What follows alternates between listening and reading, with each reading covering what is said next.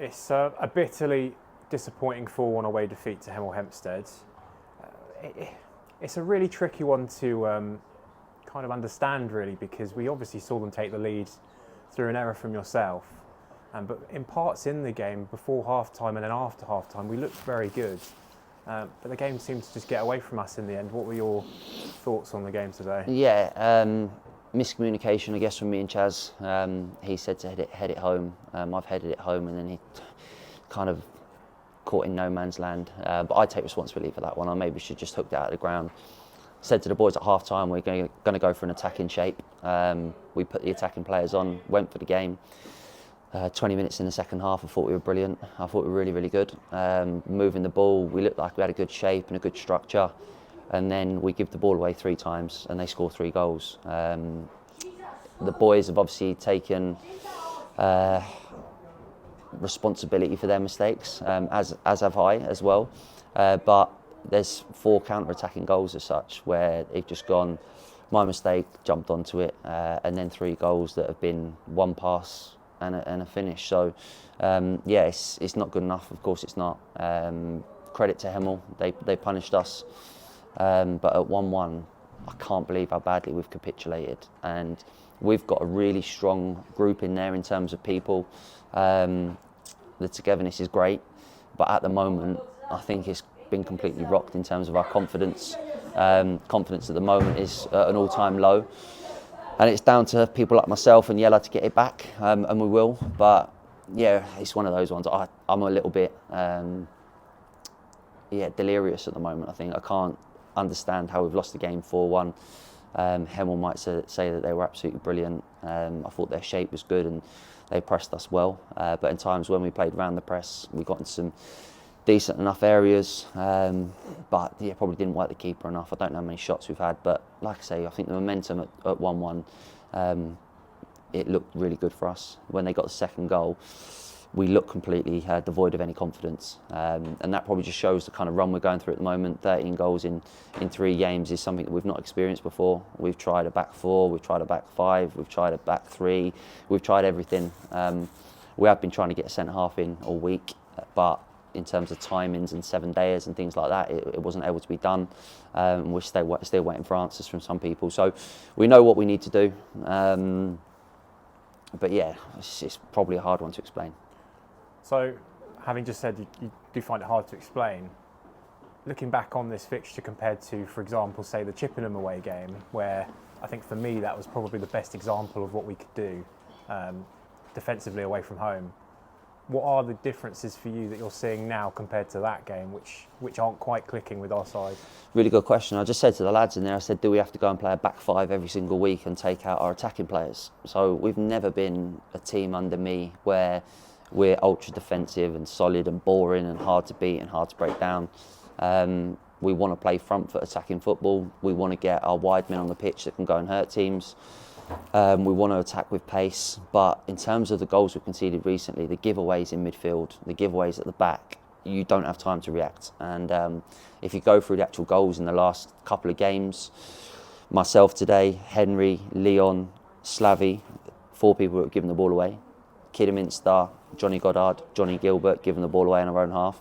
That's 6 goals in 2 games from people giving the ball away, where it's been 1 pass and then a goal. And that's never happened before, and I think you can't legislate for mistakes like that, and all the boys will take responsibility. They've all just put their hands up in there. So maybe next week we have to go 5-4-1 at home, which we've never done. The fans will probably go, it's negative playing 5 at the back and a 1 up front, but we need to get a result somehow.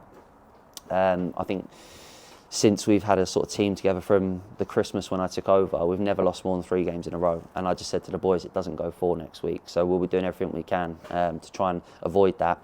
When we lost 3 games in a row, I think we've lost it twice. I think in the first season and maybe last season, if I'm correct. But we've not lost by 4, 5 and 4, which is embarrassing. Johnny Goddard made a good point in there. He said he's played for teams in the past where they've been bottom of the league, and they've had a hard time coming off the pitch in terms of the fan base. It's embarrassing that they've just clapped us off. We appreciate it, of course we do, but I went over there, I clapped the fans, and I couldn't even look at them, because as a young manager, I guess that it's all learning curves for me, and that's great. And people will say that it's probably been a nice part of my career for the last 2 years where everything's been pretty rosy and we've done okay and we've scored a lot of goals and we've played some nice football and we've got some great young players. But days like today, it obviously gives me a little bit of food for thought in terms of what I need to do. I've been on the phone all week, hundreds of phone calls, spent a lot of time trying to improve the squad, but just time wasn't on our side for today. But then, having said that, we still had a decent enough squad today. Jammers was carrying an injury, Slavy was carrying an injury, so we had to protect them, look after them. Obviously Johnny Gilbert's a massive loss in terms of his energy, but they're not excuses because everyone that's played for our football club today is good enough to wear the shirt. But after today, there's got to be tough decisions to be made, I think, and that's not just on today. It's a reflection of probably the last month. I don't think we've won in 6 now, and that's not happened for a very long time. You highlighted individual errors, so what can be done then to sort of try and flip that back the other way? And like you mentioned, there wasn't that happening obviously at the start of the season when we were on such a good run. So what can you do to sort of make that go back the other way again? Yeah, we tried to simplify things today. We told the boys to play more direct, go and win second balls. But then when we did it, we're kicking balls on Kyler J's head, who's probably one of the best people aerially in the league. Something we said not to do. We didn't win enough second balls, and when we did win second balls, we gave the ball away cheaply, cheap turnovers. And then our distances and our shape that we worked on Thursday night was different to what we asked. So it was a little bit of caught in between.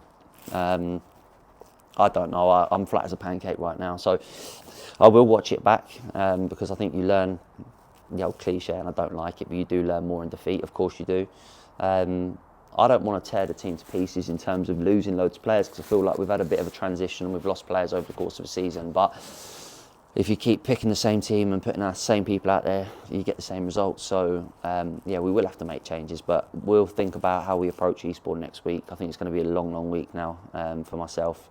But yeah, it's one of them ones. Hopefully we can bring some players in that do exactly what it says on the tin. They'll head it, they'll kick it, they'll defend. We probably need to try and be a little bit less pretty, if truth be told. So we'll see what the week brings. Yeah, you've alluded to it throughout the interview about possible changes in and out, I'm guessing. Have those discussions been had with certain players at all?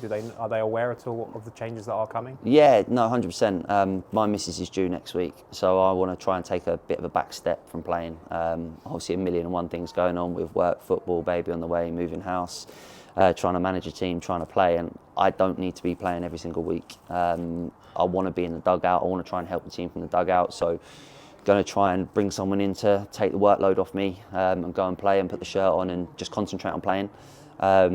It is hard to try and juggle everything, of course. No one else does it anywhere else at this level in the country, and probably for a reason. So we have spoke to players, centre halves about coming in. I feel like it's just a position that we need maybe to strengthen. It won't be a kid. There's no way that we're bringing in a young kid during a tough time like this. We need a man to come in and wear the shirt with pride, and hopefully they'll do that. So obviously I don't want to allude to who it might be or anything like that, but fingers crossed it'll be a recognisable face that the club know well. And then just whilst we can turn our thoughts to next Saturday, you said it's going to be a long week ahead. Eastbourne Borough at home, who've had an up and down season so far, but looking to push further up the table. Obviously returning will be George Alexander as well. It's another difficult fixture, isn't it? Yeah, our next 10 fixtures are probably the hardest 10 fixtures you could ever face. And I think I said after Kidderminster, I'm actually quite looking forward to them.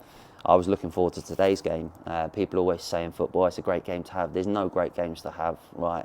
Hemel have obviously got the new manager bounce with Lee, obviously a good friend of ours, and Chrissy as well, who I speak to all the time still. So credit to them. They'll be really pleased with today's game and the performance and things like that.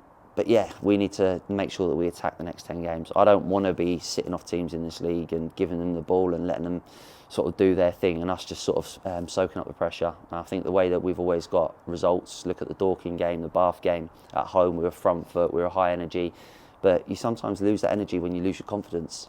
People find that sort of little bit of a laid back approach, and we don't want to be that. But there's been some harsh words, some stern words in there. Josh Chapman doesn't speak very often, and he's just lost the plot, which is great to see. That's what a captain's role is.